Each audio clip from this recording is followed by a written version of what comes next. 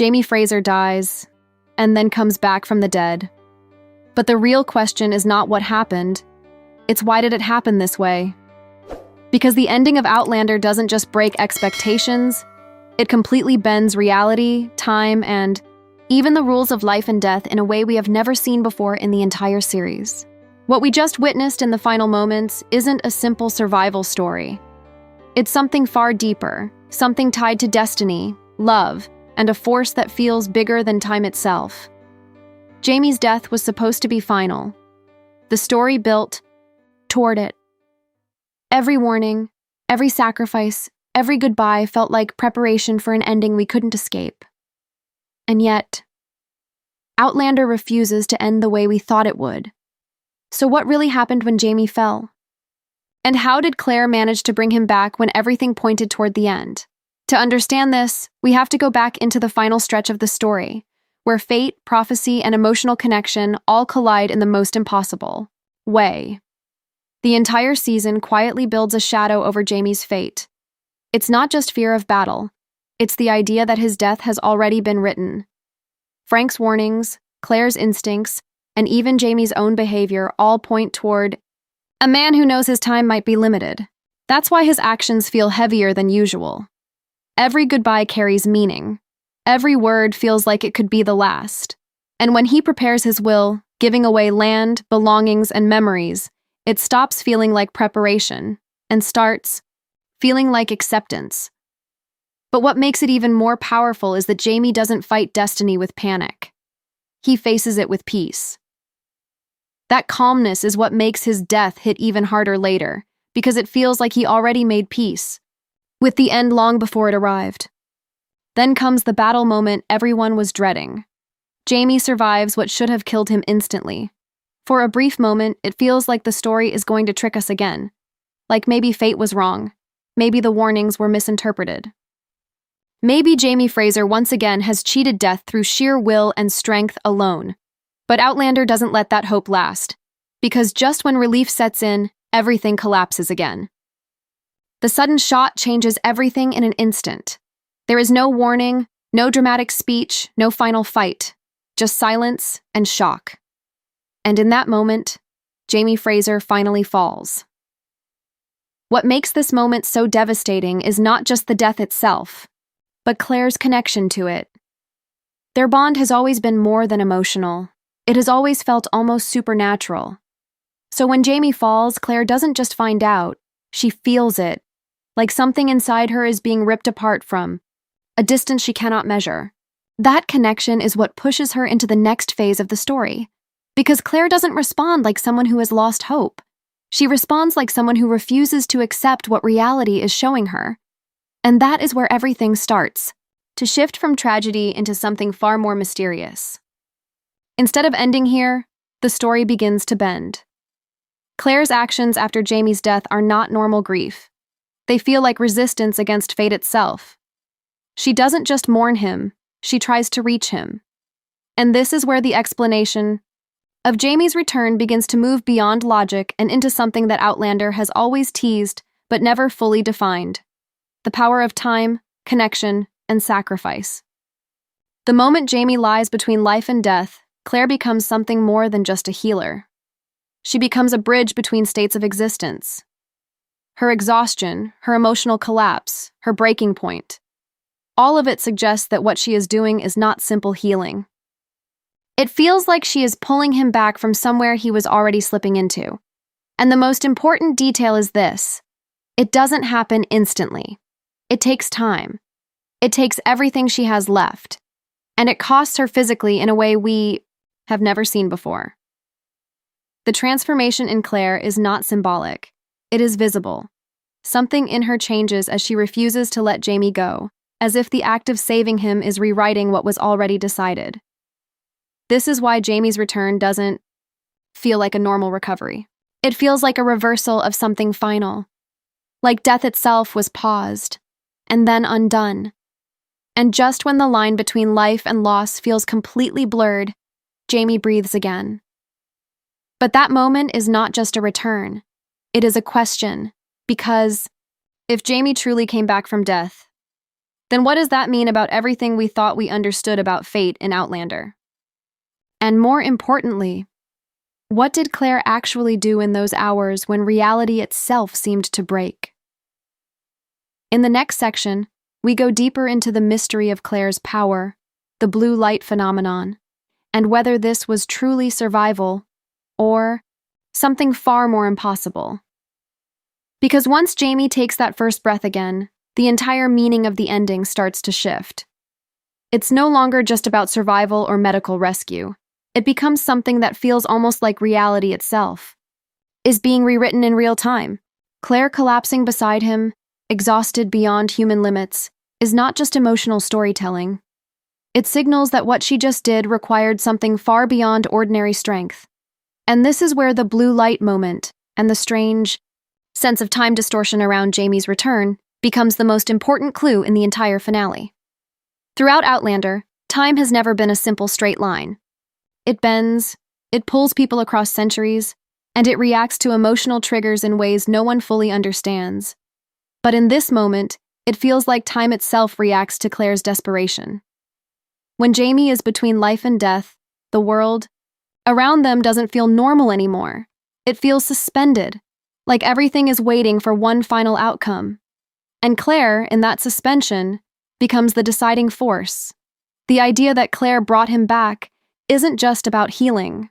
Wounds are stopping bleeding. The way the scene is framed suggests something deeper, like she is anchoring him to life through pure connection. This is not presented as magic in a traditional sense, but it also cannot be explained as simple medicine. It sits in that strange, middle space Outlander loves so much, where science and something beyond science overlap and blur, and that's where the blue light theory comes in. That mysterious glow isn't random. It feels like a visual representation of transition, like Jamie is not fully in the world of the living, but also not fully gone. It's the same kind of visual language the show has used before when characters move through time stones or experience shifts between realities. So when that light appears around Jamie, it raises a terrifying question. Was Claire actually pulling him back from death? Or pulling him back through time itself? If we look closely at Claire's emotional and physical breakdown during this moment, it starts to feel less like exhaustion from surgery and more like depletion from something much bigger. It's as if every part of her being is being used up to keep Jamie anchored in the present. That white hair transformation earlier in the story suddenly gains new meaning here. It wasn't just symbolism of aging or stress. It may represent a cost, a real cost for interfering with forces that are not meant to be controlled. Because in Outlander, every time something unnatural happens with time or fate, there is always a price, and Claire paying that price fits perfectly into the structure of the story. What makes Jamie's return even more unsettling is how quiet it is. There is no dramatic awakening, no sudden miracle speech, just breath. A single fragile return to life that feels uncertain even after it happens. That uncertainty is important because it tells us the show doesn't want us to see this as a clean victory. It wants us to question it. To sit in that uncomfortable space where we are not sure if Jamie truly escaped death or if he was pulled back at the very edge of it. And then there is Claire's reaction. She doesn't celebrate. Not immediately. She almost looks like someone who is afraid of what she just did. That detail changes everything. Because if this was simply medical recovery, her response would be relief. But instead, it feels like realization. As if she understands, maybe even before the audience fully does, that something irreversible has just taken place. This is why the ending doesn't feel like closure. It feels like consequence. Because if Claire can pull someone back from death, then the rules of life in Outlander are no longer stable. And once those rules become unstable, every future loss, every future danger suddenly carries a different weight. Nothing is guaranteed anymore, not even death itself. And that leads directly into the next layer of the finale, Jamie's ghost, and the strange connection between his presence in life, death, and time. Because if Jamie can cross that boundary once, it raises the question of whether he has been crossing it all along in ways we never truly understood. In the next section, we break down Jamie's ghost, the meaning of the forget-me-not flowers, and why his presence in the very beginning of the story might have been foreshadowing the ending all along. Once you start looking at Jamie's ghost, through the lens of the finale, everything that once felt like mystery suddenly starts feeling like intention.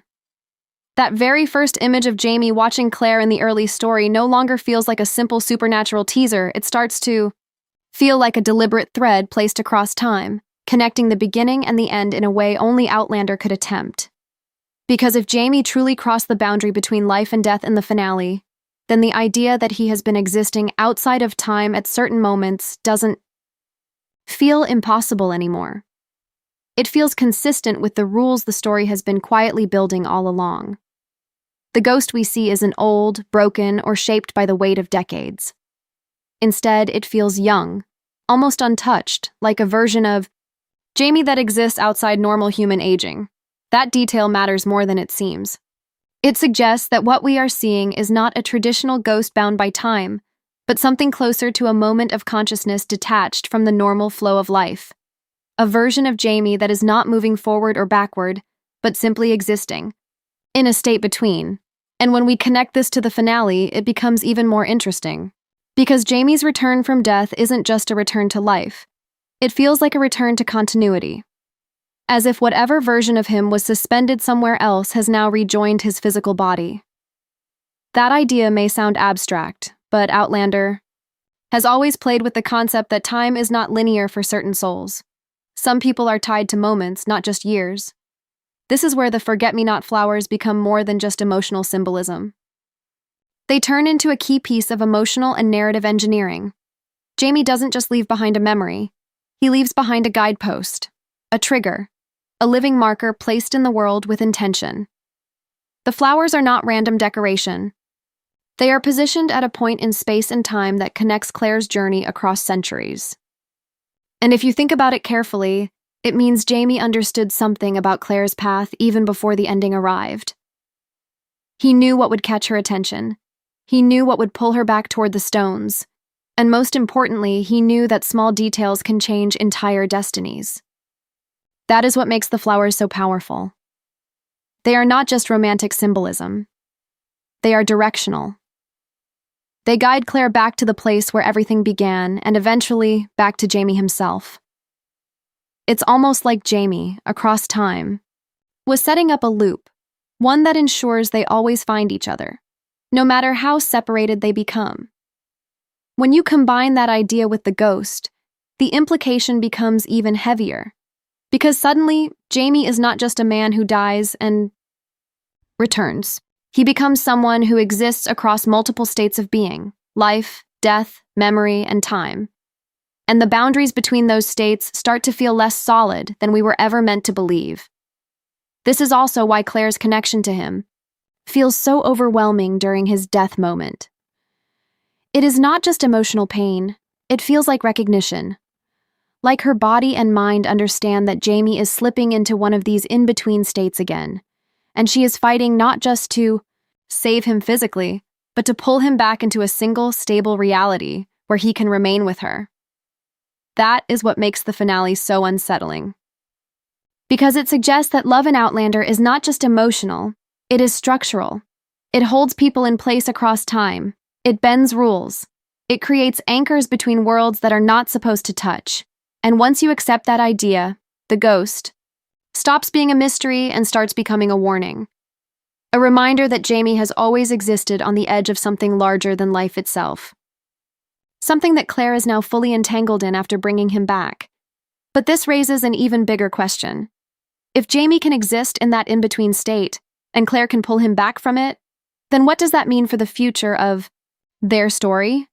Because nothing in the finale suggests that this boundary will stay intact forever. If anything, it suggests the opposite. It suggests that the line between life and death, past and present, is now thinner than ever before.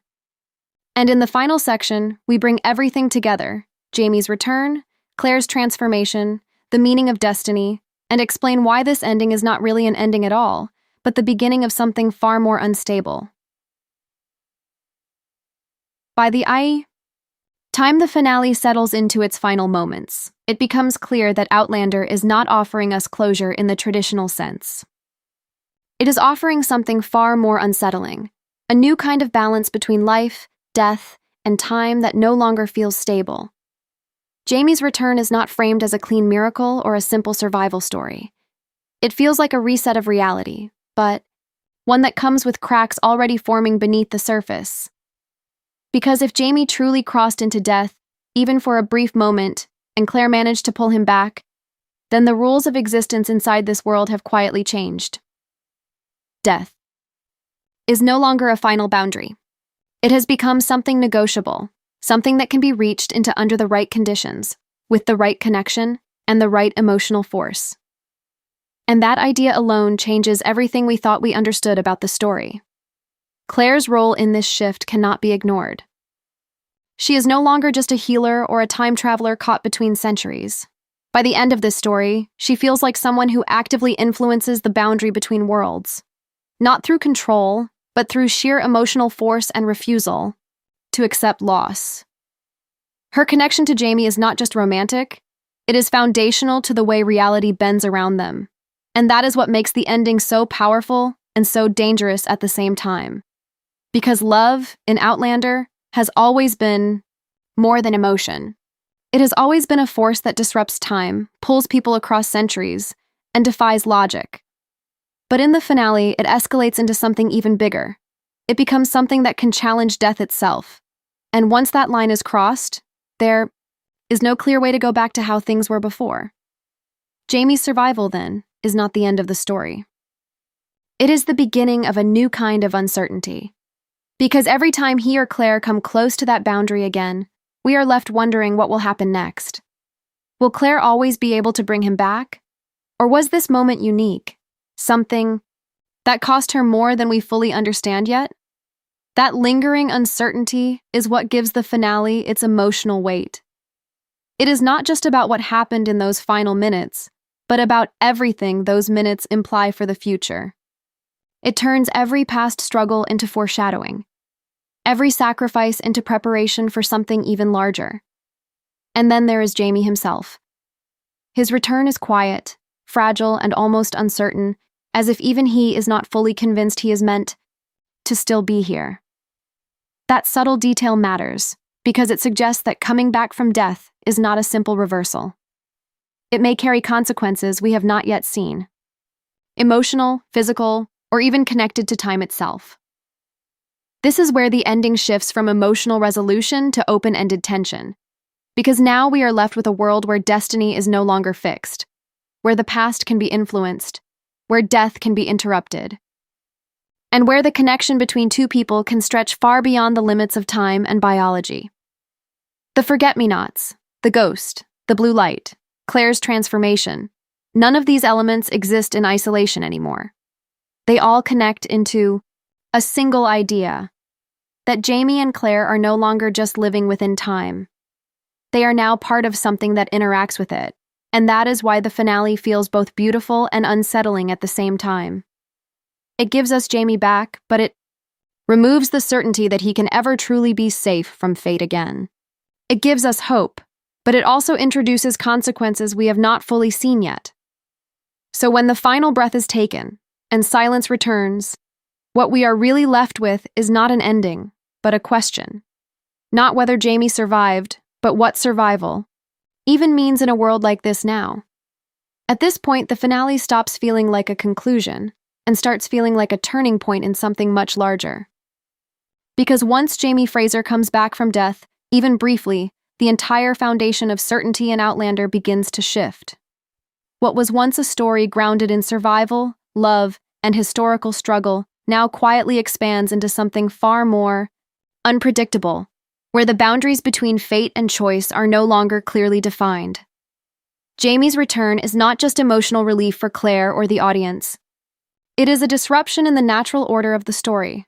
Every rule that once felt stable, death is final, time moves forward, loss is permanent, suddenly becomes questionable. And that uncertainty is exactly what the finale leaves behind. Not answers, but consequences that stretch beyond the final scene. Claire's journey is equally transformed by this moment. She is no longer simply someone who reacts to the world around her.